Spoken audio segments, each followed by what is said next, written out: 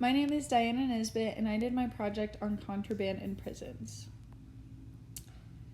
So there's a wide range of factors that contribute to staff and inmate safety within the prison system today. Contraband in prisons has made an increasing amount of issues for the safety of everyone within the prison, with illegal items such as drugs and weapons to prohibited items such as cell phones and cell phone accessories like chargers and battery packs. Although there are rules and regulations that are set in place to prevent these items from being brought in and used, staff are still finding these prohibited items regularly, which creates high levels of danger for staff and inmates. So a little bit of background. Drugs in Texas prisons has become an increasing issue. So Texas prisons were forced to stop family and friend visits to the prison at the beginning of the COVID-19 pandemic to help prevent the spread of the virus. Staff then assumed that due to the limitation of outside people entering the prison, this would then result in a decrease of contraband that was being brought in.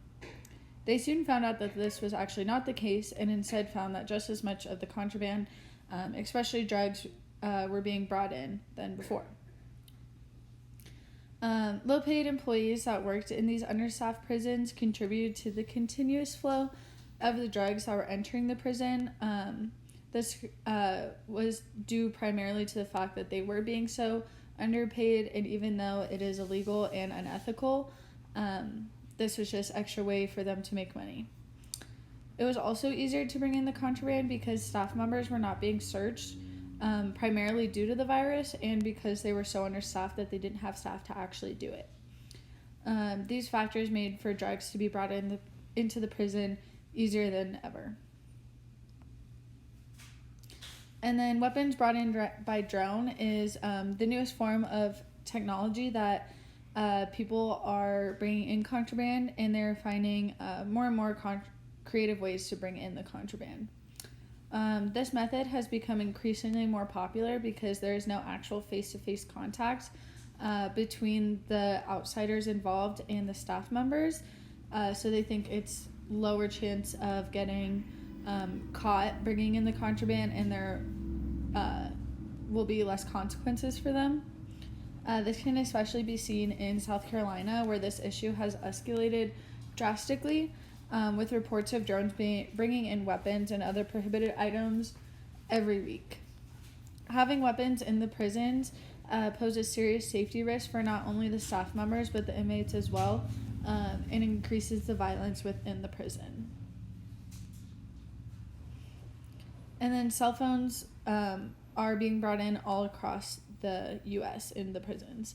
So the cell phones are strictly prohibited in the prisons and pose a great threat because they can be used to smuggle in other contrabanded items, organize escape attempts, and even be used to order crimes both inside and outside the prison. Ways in which these prisoners are smuggling in cell phones is primarily through incoming mail, visitors that are coming to the prison, as well as corrupt officers, and then the newest one, drone technology.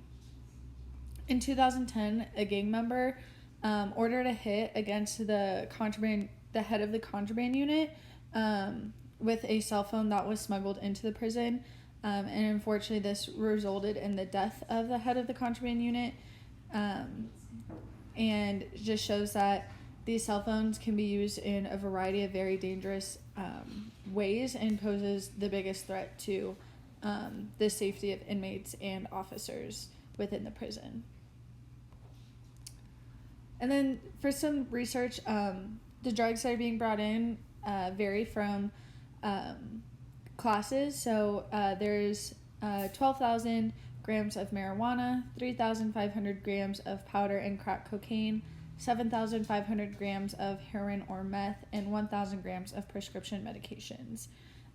So these numbers show that there's still large numbers of drugs being brought in, which have very negative effects on the inmates, especially those with drug abuse problems in the past, and pose a great threat to them for a chance of relapse and not getting better.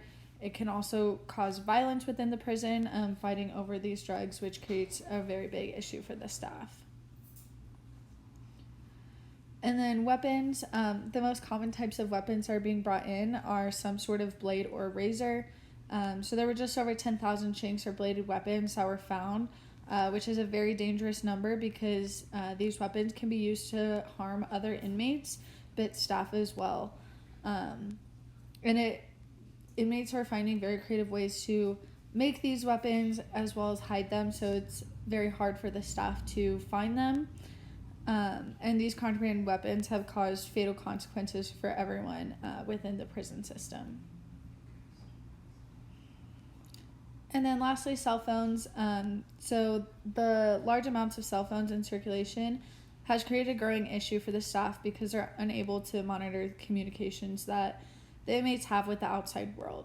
So there was about 7,500 cell phones confiscated, as well as 4,500 chargers and battery packs that were seized. There's still many more within the circulation within the prison that the staff can't find. Again, the inmates find very creative ways to hide these contrabanded items, and it's really hard to detect them, which poses a great threat because the staff can't check to see what the inmates are saying to outside people. And then combating the issue, canines have become increasingly more popular within the prison system, primarily because of their sense of smell. So they can trace Class A and Class B drugs, which is very useful because humans can't smell that. And it is far more time effective than having individual people search cells and inmates, as well as incoming mail, and just having these canines smell test all of these cases. The only downside to having these canines is that it is very time costly, so it takes a lot of time to train these canines to detect these certain level of drugs, but it also costs a lot of money, which the prison system, it's hard for them to come up with that money as well. And then drone detection technology.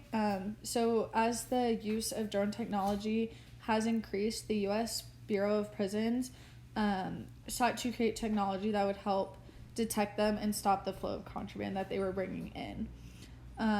This technology was actually seen in 2015 when the use of drones was becoming increasingly more popular. And then by having this drone detecting technology, officials will be able to stop the contraband from coming in, but most importantly, stop the people who are actually controlling the drones from the outside. And then in January 2022, the U.S. Justice Department was able to bring federal charges to those who were affiliated with drug smuggling. And as this technology becomes more advanced, it'll become almost impossible for drones to be flown in anywhere near the premise of the prison, and it also creates fear for outsiders of getting caught and facing federal charges.